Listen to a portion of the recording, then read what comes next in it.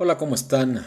Bienvenidos a esta transmisión de este video, uno más para reflexionar al respecto de el liderazgo y de la transformación. Liderazgo transformacional, para ver más allá de la visión, ir más allá de la visión y más allá de los límites que luego como humanos nos autoimponemos, pero siempre innovando éticamente, teniendo en cuenta antes que otra cosa a las personas. ¿Sabes? Hoy quiero reflexionar y compartir contigo al respecto de un aspecto del liderazgo que poco se menciona. ¿Cómo ser un líder? ¿Cómo ser un líder? ¿Qué habilidades tiene un líder? ¿Cómo se crea? ¿Dónde enseñan a ser líder? Si es que esto ocurre, ¿verdad? Son preguntas que probablemente en algún momento nos hemos hecho. Y aunque existe un gran número de libros que hablan al respecto, lo cierto es que no nos enseñan a ser líderes en ningún lugar.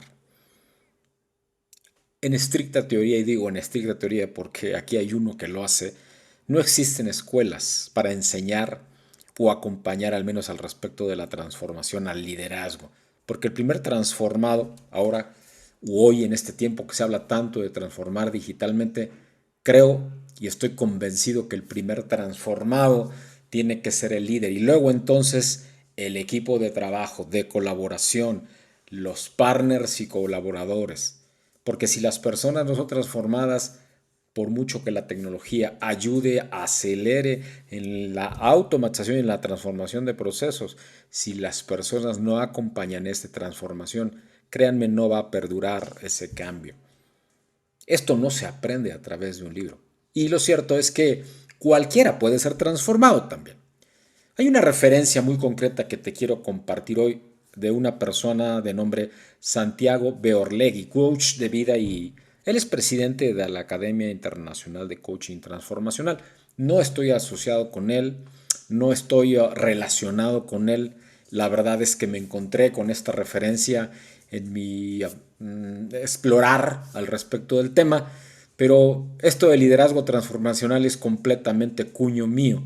Así que esto, como sea, me pareció relevante. Dice este hombre, Santiago Beorlegui, que es necesario ocupar un puesto, o que más bien, no es necesario ocupar un puesto relevante en una organización para ser un líder. Y estoy completamente de acuerdo con ello.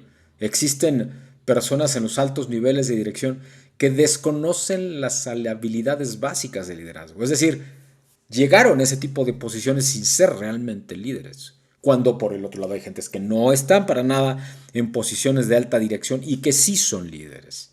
Porque, ¿sabes? Para ser un líder se requiere reencontrarse y aprender a ser.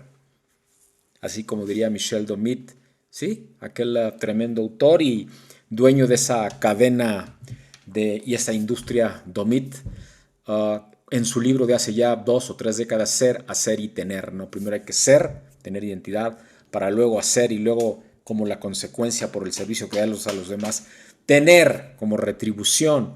Por eso yo estoy convencido, primero tienes que tener identidad, saber quién eres, conocerse como persona, para luego entonces hacer, accionar como directivo, como gerente, como en la posición que tú te encuentres, como padre, como maestro, en la esfera de influencia en que tú estés imbuido, involucrado.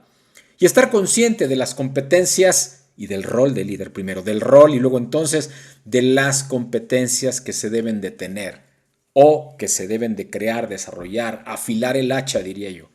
Poner atención a las habilidades, identificarlas, autoevaluarse, saber el grado de desarrollo, incorporarlas al quehacer cotidiano y personal.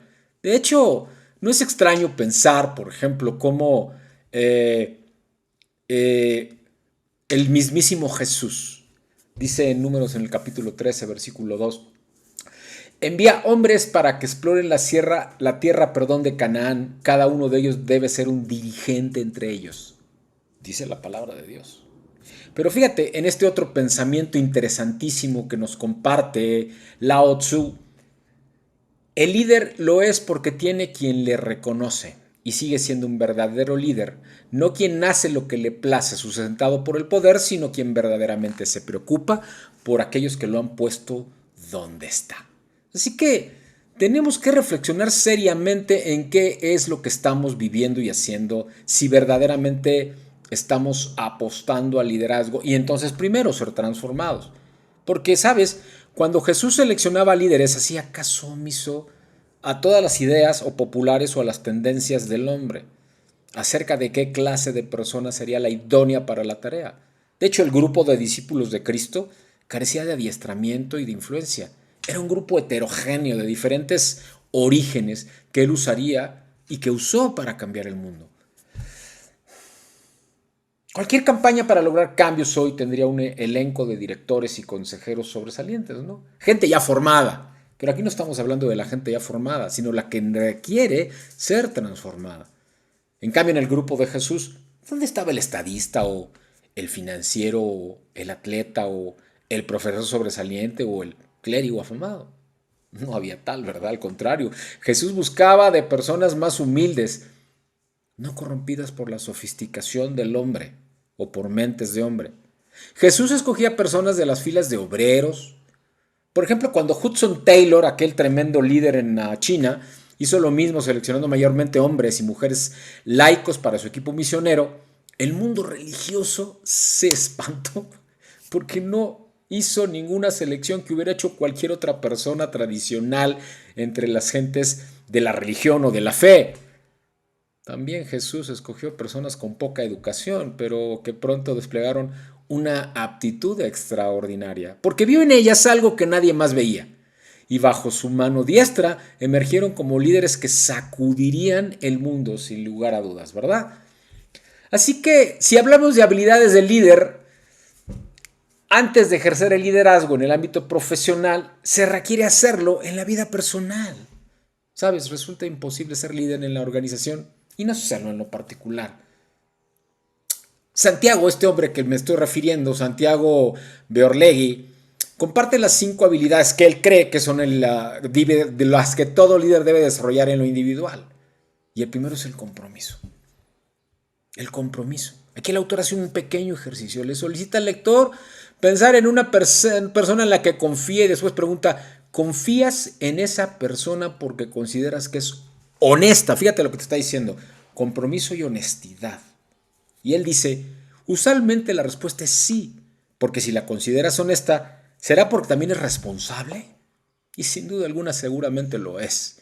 Lo cual nos lleva a la última pregunta. Si es responsable, seguramente también es comprometida, ¿verdad? Fíjate que es simple y sencillo. Un poquito de la tecnología de lo obvio, diría yo, ¿verdad? Uh, las cualidades de liderazgo naturales son importantes, sin ninguna duda. Y muy a menudo estas cualidades están como medio dormidas, no descubiertas en las personas. Y eso es justamente lo que te hace ver como un líder, que tú ves lo que otros no ven, o que otros ven en ti lo que tú no has siquiera identificado. Pero si miramos con cuidado, podemos detectar el potencial de liderazgo en nosotros y en otros. Y si lo tenemos, tenemos que entrenarlo una vez y otra vez y otra vez, como un músculo, para cualquiera que sea el compromiso que estás estableciendo en el marketplace, en la fe o en cualquier esfera de influencia en la que te encuentres. Algunas formas de investigar nuevamente: método socrático, método mayético, preguntas y respuestas. ¿Has dejado un mal hábito alguna vez? Porque para poder guiar a otros debes de dominar tus apetitos, ¿no? Mantienes tu autocontrol cuando las cosas van mal, porque el líder que pierde el control en la adversidad pierde respeto e influencia. Un líder debe mostrar calma en la crisis y adaptabilidad en la desilusión. Piensas de modo independiente, porque un líder debe usar las mejores ideas de los otros para tomar decisiones. Un líder no puede esperar que los demás se decidan, ¿verdad? Y esto tenemos que tener mucho cuidado con este tipo de situaciones. Escuchar. Y es que escuchar implica funciones cognitivas, como poner atención, como entender, como comprender, como razonar, como analizar, como encontrar un significado, escuchar y analizar, racionalizar, interiorizar, discernir. Escuchar implica un proceso neurobiológico para el que no hemos sido preparados. Yo te diría hasta espiritual, motivo por el cual lo tenemos que desarrollar, interiorizar, ¿verdad? Tercer punto, comunicación efectiva. ¿Sí? Transmitir mensajes, recibir mensajes, transmitir mensajes, recibir mensajes, de tal forma que cumplamos con objetivos planteados, transmitir mensajes claros, precisos, breves, concretos. Cuarto, asertividad. Es la habilidad de expresar los deseos de manera cortés, educada, directa y precisa, logrando comunicar esto que queremos sin ofender, con respeto. Porque el ser asertivo también significa ponerse límites y ser consciente que no siempre se tiene razón. Saber pedir, saber negarse, negociar, ser flexible, identificar y discernir de adentro para afuera los límites de unos y de otros. Y por último, al menos en la opinión de este hombre, de este autor, la resiliencia. Y dice que probablemente esta es la probabilidad y es la habilidad más importante de un líder, porque es la capacidad de afrontar las dificultades tanto a nivel personal como en una organización. ¿Ahí terminó Cristo? No. La forma en que manejamos las relaciones mucho tiene que ver con esta resiliencia. Hay otras preguntas que nos podemos como por hacer al respecto de estas relaciones personales y por tanto de la resiliencia como estas. ¿Le molestan o desafían los fracasos de los demás? ¿Usas o cultivas a las personas? ¿Diriges o desarrollas a la gente? ¿Criticas o motivas? ¿Tratas de esquivar o de encontrar a la persona que tiene una necesidad o problema especial? Y todas estas preguntas que te he planteado que deberías de hacerte y hacer, a menos que actuemos para corregir nuestras deficiencias primero y llenar los vacíos de nuestro adiestramiento primero, no vamos a ser buenos líderes. Y quizá la prueba final del potencial del liderazgo es si cualquiera de nosotros decidimos hacer algo o no con los resultados. ¿Por qué no tomamos algunos de los puntos de debilidad y fracaso de lo que somos conscientes y en cooperación con el Espíritu Santo, con el Espíritu de Dios y con toda esta retroalimentación de este método mayéutico socrático de preguntas y respuestas, nos metemos en obediencia y en disciplina para transformarnos y dejar además que Dios nos transforme? ¿Sabes? Porque las cualidades anhelables, deseables en un líder están presentes en toda su plenitud del carácter que Dios quiere darte, pero que tú, estoy seguro, estás anhelando también. Yo espero haber sido claro con todo esto. Mucha introspección, evidentemente, ¿verdad? En cómo ser un líder.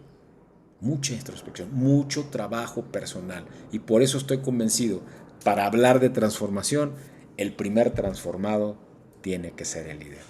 Yo soy Jorge Macías Benítez, autor, y te invito a que me invites a acompañarte en tus jornadas de transformación personal, de emprendimiento, institucionales y claro, también digitales. Pero tenemos que empezar por nosotros, los líderes.